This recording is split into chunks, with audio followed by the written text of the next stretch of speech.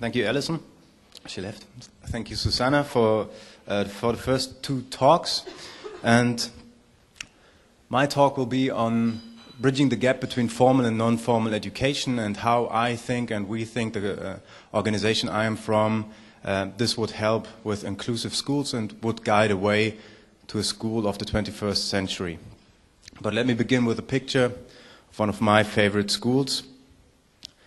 When we started working in this field in 2007 in Berlin, we are a Berlin-based social enterprise working in a space very similar to this one here, not as nice as this one, but we're working on that too. This right here is the Bisalski Schule. It's called Bisalski School and is in the southwest of Berlin. And it's a school for kids with special needs. And my first school project there included to bring external partners, as you can see here, mostly companies, to the school and organize a vocational fair. So this is a fair for job orientation, where pupils can learn where they can work, where they can do internships, and where they can find a future in vocational training or even in jobs. And this school was named after a man who's on the next slide, and he was called Konrad Bisalski. He was a very famous orthopedist, a doctor, 100 years ago, who came up with a problem, or who came up with a solution he thought for a problem he saw.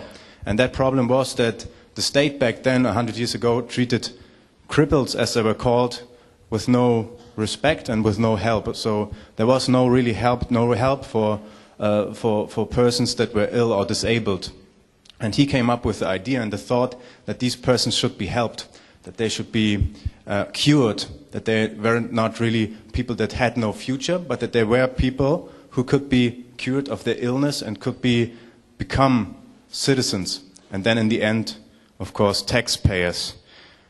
And what he did is, I think, could be a role model for what we would like to achieve in Germany today. He really helped to find a shift in paradigms in which he helped to, like we see here, create new homes for disabled persons, where he treated them, where he helped them. And his famous words were that you not only treat a foot or an arm, but the whole person. So he had this way of looking holistically at pupils with disabilities back then.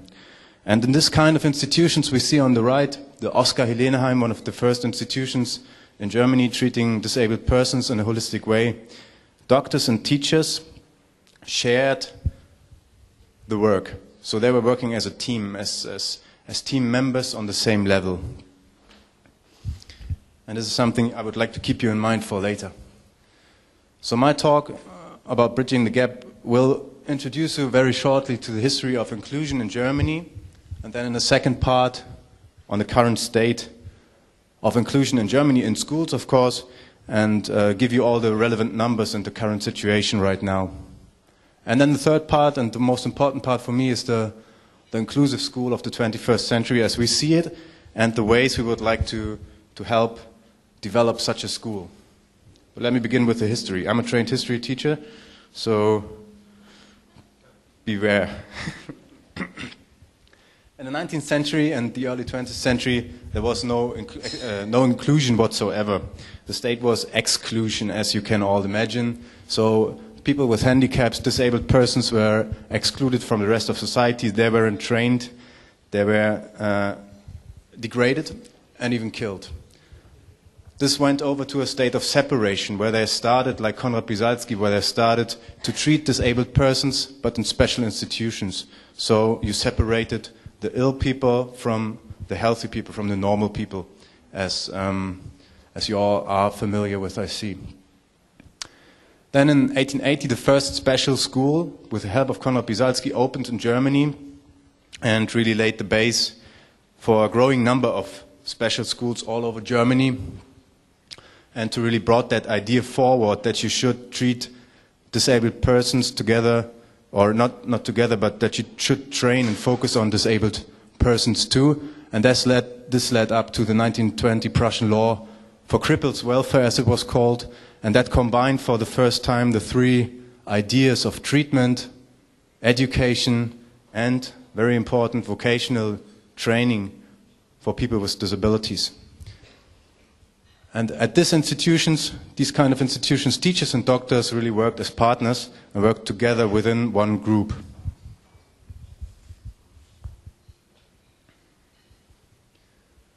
So also something like a role model. Then, of course, being a history teacher, this seems to me also very important, even especially in the light of the elections last weekend in Germany. So just a little hint where all this bullshit can lead to.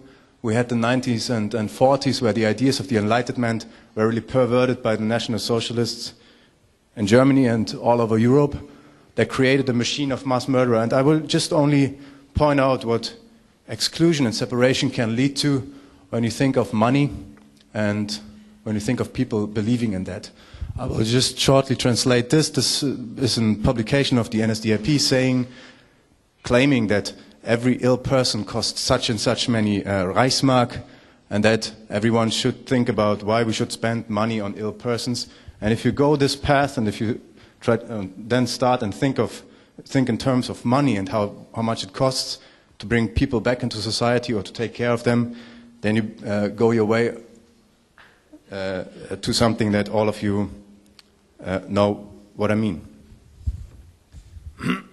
I skip that and then come to a phase after World War II, where we had a very short period after the war because of the great need, where all the pupils were educated together in the same school, but that was only due to the great need, and this short period then ended.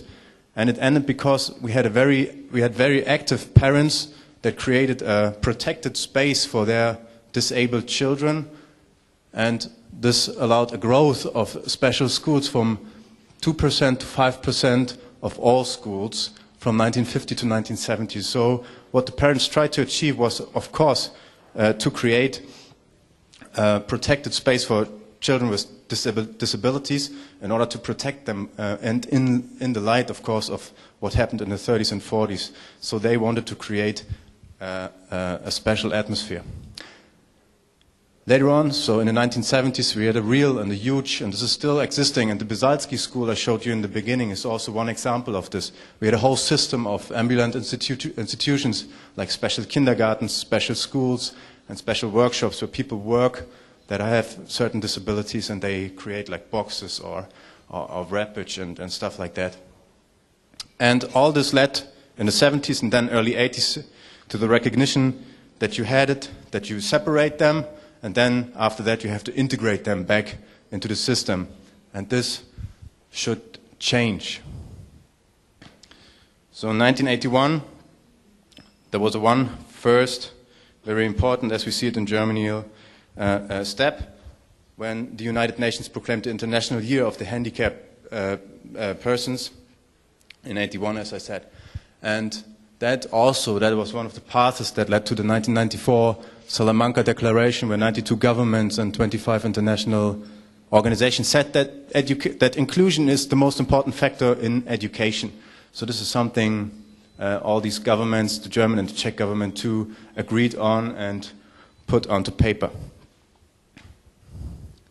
Again, and the history lesson is almost over, this led to something brought to us by the United Nations when in 2006, the UN Convention on the Rights of Persons with Disabilities was ratified by the United Nations, and then 1 year later in Germany, in the Czech Republic also, and is now German law. And it says also that inclusion is the most important factor in education. Something that is very crucial too is the WHO and the World Bank report on disability, who claims that 15% of mankind right now are disabled. So 15% of us sitting here have one form or another of a disability. And that means that right now we are talking about 1 billion people on the planet.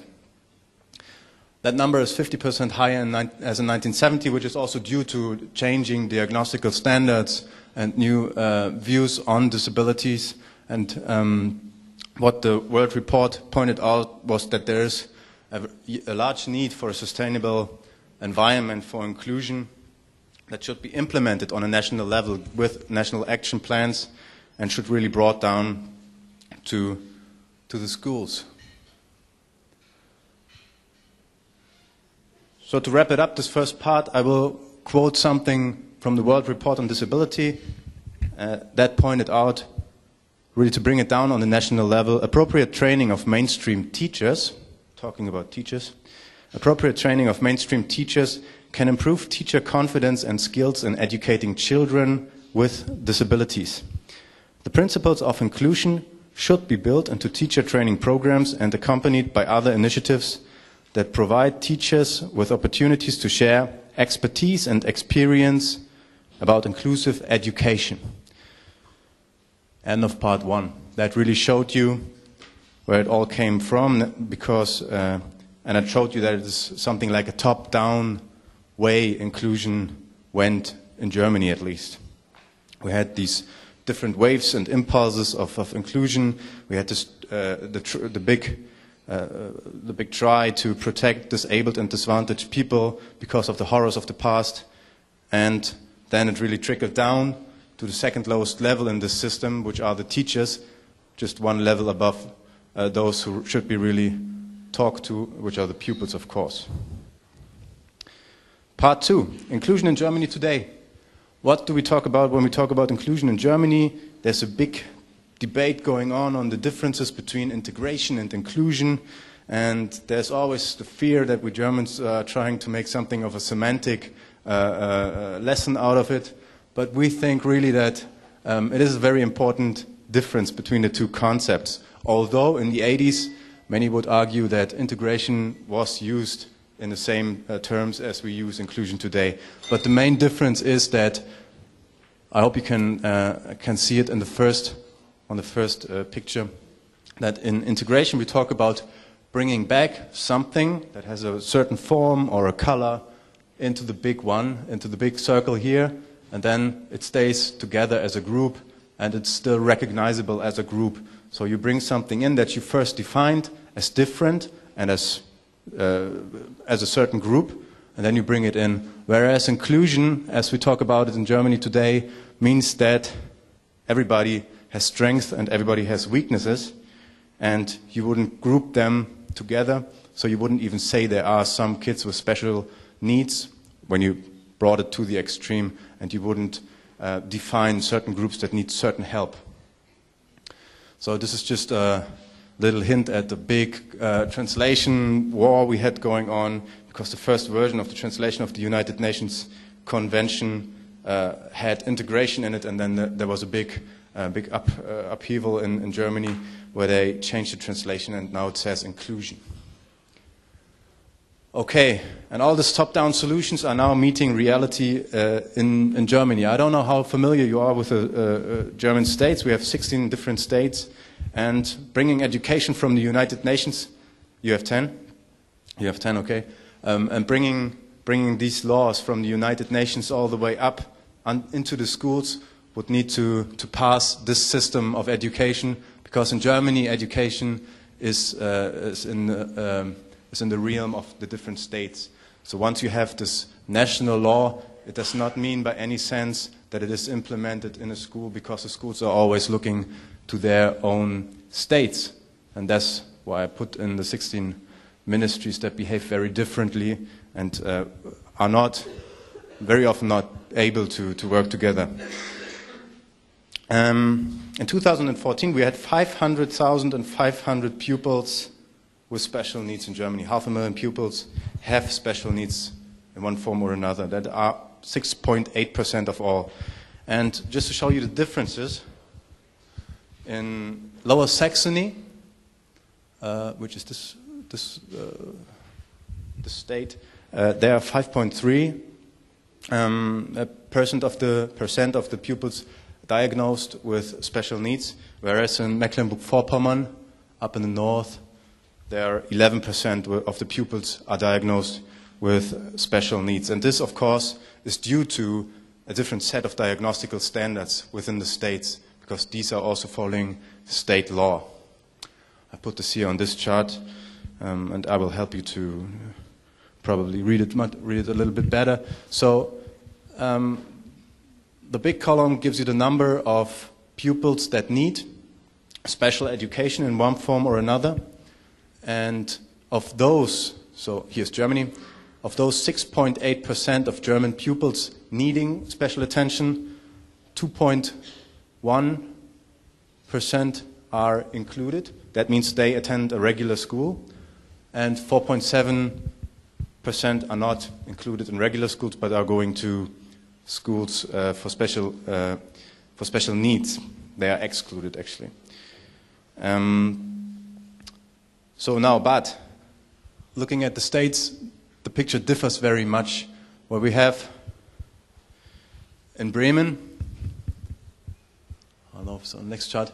All right, give it to you this way. In Bremen, 68.5% are attending regular schools, whereas in Hesch, so down, a little bit down, only 21% are attending regular schools. So there's a system which differs, and this is all I wanted to say. And the numbers are showing you that we really have one big problem, and that is the cooperation between the states, and that all states are dealing different with the question of how to include their people. This is really, I would say, one of the first major problem in Germany. And the second one, obviously, is that whereas we had in 2008, when the United Nations Convention was ratified, we had 5% excluded in Germany, 5% of the pupils were excluded. We now still have 5% excluded, but in 2001, we had only 4.5% of the pupils excluded, so that means the numbers of the excluded pupils are going up because more and more children are diagnosed with special needs. So it doesn't help just to enforce it or just to make a national law, but you really have to look at the diagnostical standards too. Then we have a differentiation along the educational career, which is really the second big problem right now in Germany. When we deal with inclusion, we are talking about very different numbers of included organizations and institutions. Whereas we have 2/3 of all kindergartens, so 67% of all kindergartens are inclusive. We only have 1/2 of all elementary schools that are really inclusive. So 50% of the elementary schools are inclusive, and then we only have 33% of the secondary schools that are inclusive right now. The higher you come in the educational hierarchy, or the higher you climb in your educational career, the harder it gets to be an inclusive school. We don't know really why that is. Working on this. Then let me very quick to come to the parents before I come to the teachers. So really the people really at the bottom in this idea and in this scenery. In all questions, when you ask parents that kid is going to an inclusive school, compared to asking parents whose kids are not going to an inclusive school, parents are saying that they feel better about their kids being in an inclusive school than parents feel about their kids being in a non-inclusive school. This goes especially for the question of how they like the teachers in the school, because one of the questions and two of the questions are about are the teachers working in teams? Are they open to your critiques? Are they open to your influence? And how much are the teachers accepted by yourself? So this really shows that teachers in inclusive school are much more accepted with the parents. So, as I tried to demonstrate, there's a lot of United Nations Conventions, Salamanca Declaration, national laws, WHO reports, and this comes to the teacher. Very high expectations from society, saying that the teacher is to solve all these problems, saying he is to include children with special needs, handicapped people, children with learning disabilities, ever faster changing demands of what they should really achieve with the children, and this leads to a very high rate of occupational burnout. We have the tendency of burnout rates going up to 60%. So 60% of all teachers in Germany are facing the burnout syndrome. Shouldn't there be a change? soon. So, and this brings me to the last part, and this is also the shortest. I put something on there that you all might know. It takes a village to raise a child. This is an old African saying I heard, and this is true today. It needs external partners to really help to make a good inclusive school working. We need multi-professional teams of teachers where really 2, 3, or even 4 adults are in the classroom helping the kids with special needs and helping everybody in the concept of inclusion. And what we especially need is a continuing professional development for teachers, training them, facing the newest problems we want them to solve. This is something we came up in Germany. This is not just to advertise it, but just to give you an idea how you can help schools. This is something that is called Schule Plus. It's an online network really for teachers, where teachers can find external help. So they can just put their requests in there and say, we need something, who would voluntarily like to read to our children, helping them in the afternoon, or we need a big organization or a funding for our school, we need money, and so they can put it up on their own billboard, blackboard, and find the help they need. And then to wrap it up, what the inclusive school of the 21st century really needs is a more practical initial teacher training and education, and a guided induction, a long phase of guided induction from teachers that are there in schools already, that guide the new teachers into their job. We need better teacher development, and we really need school teams. And there's this one idea coming from the Netherlands of Jelma Evers, who is claiming that flipping the system is something that should happen everywhere, that we don't look at the United Nations or national laws, but that we ask the teachers, ask people like Alison what they really need in their schools, and then give it to them. Thank you very much.